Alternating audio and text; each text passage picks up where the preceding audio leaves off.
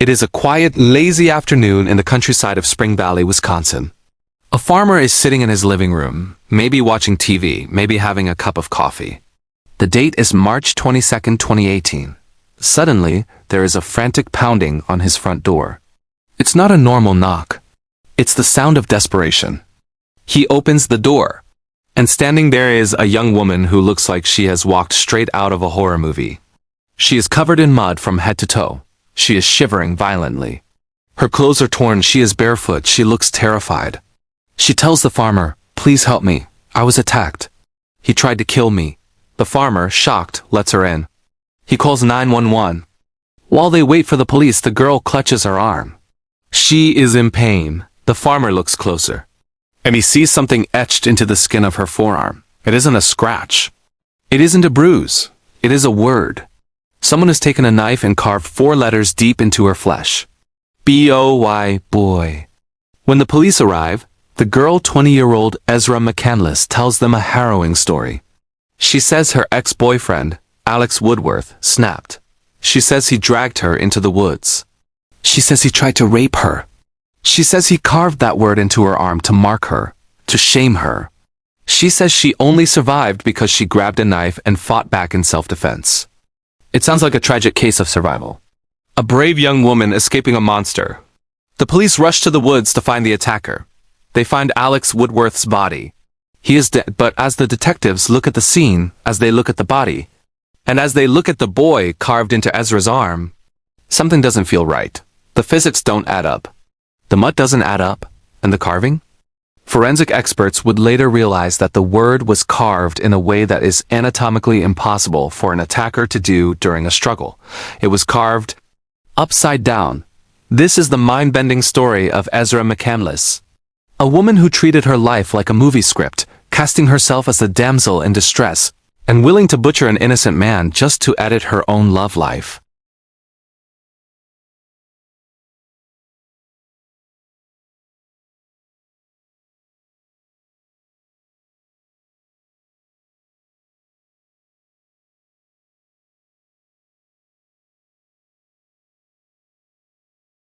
But the lines between her stories and her reality were blurry. She had reinvented herself. She changed her name. She was born Monica. She dressed in unique clothes. She wanted to be seen. She wanted to be interesting. But her love life was a chaotic mess. She was in a relationship with a man named Jason Mengel. Jason was older, he had a military background, and he was deeply in love with Ezra. But Ezra wasn't loyal. While she was with Jason, she was also seeing Alex Woodworth. Alex was a substitute teacher. He was intellectual, a bit of a philosopher.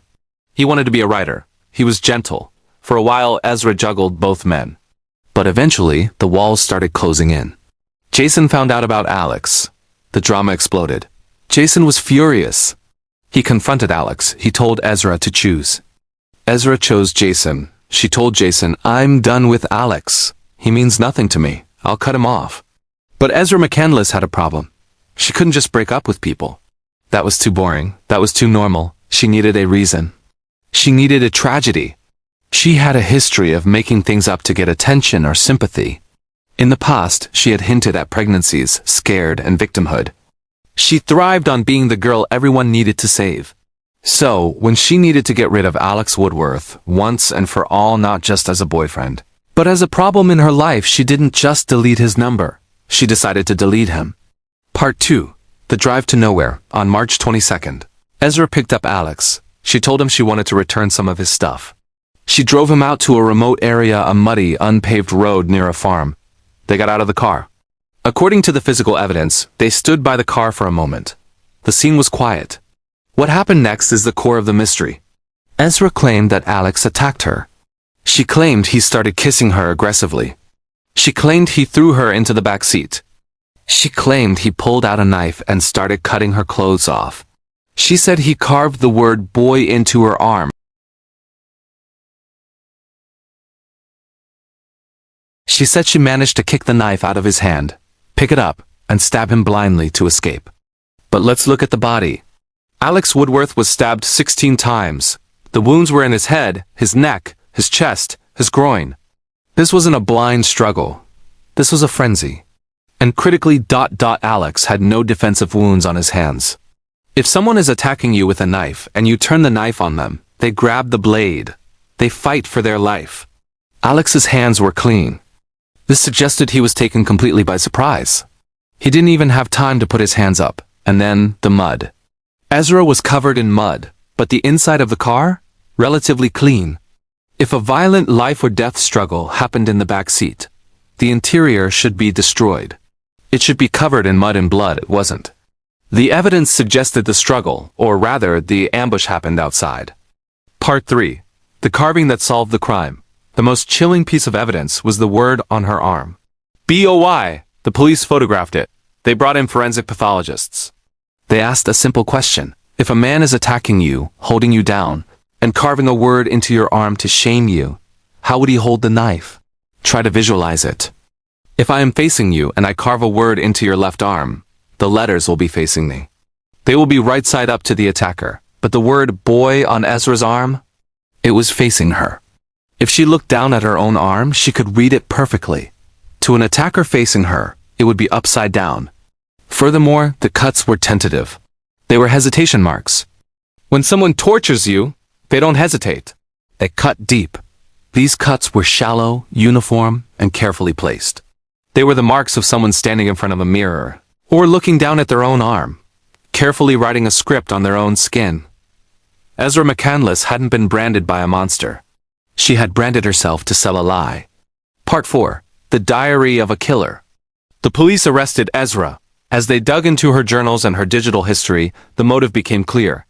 It wasn't self-defense, it was housekeeping.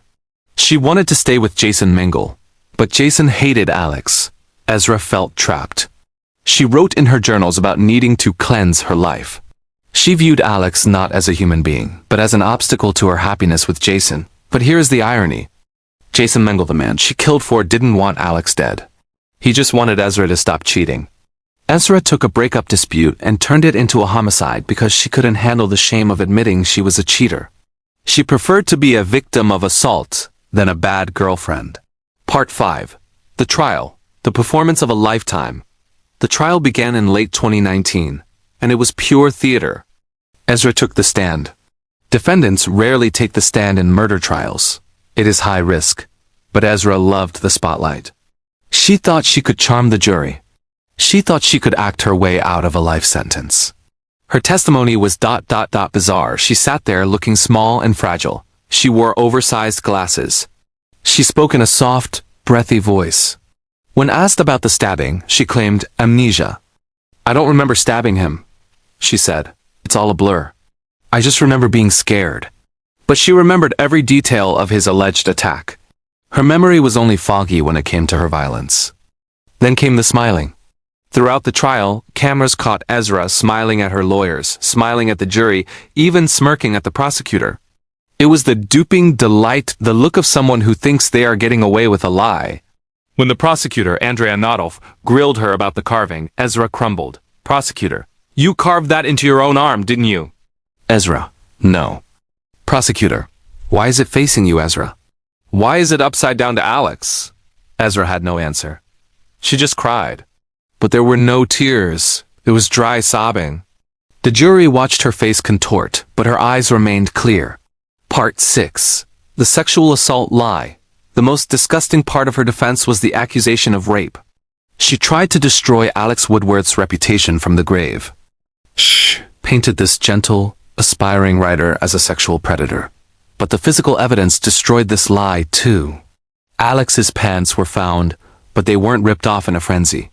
The belt was undone, but there was no DNA evidence to support a sexual assault.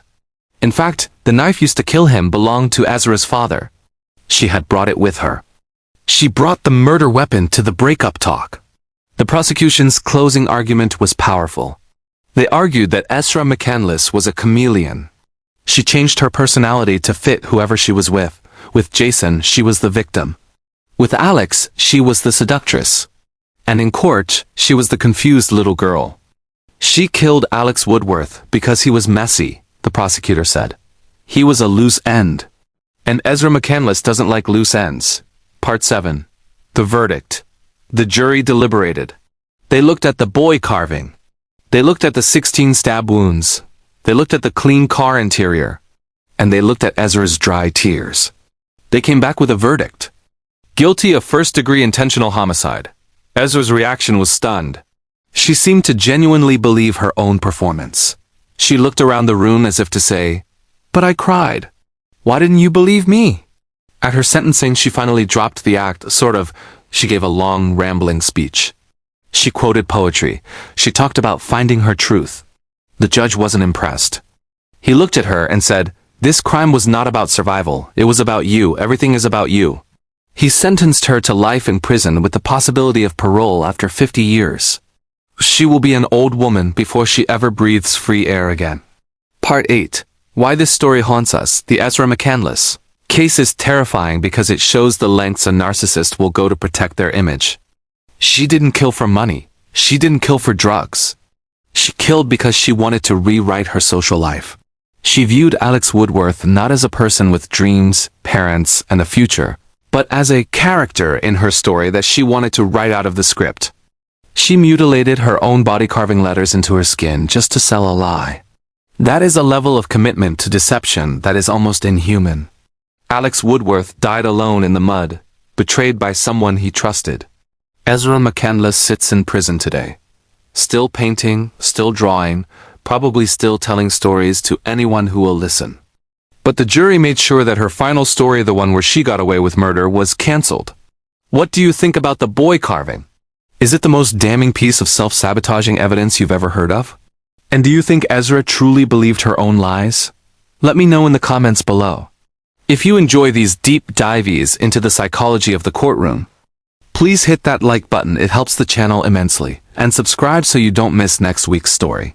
I'll be covering a case where a parrot was the only witness to a murder.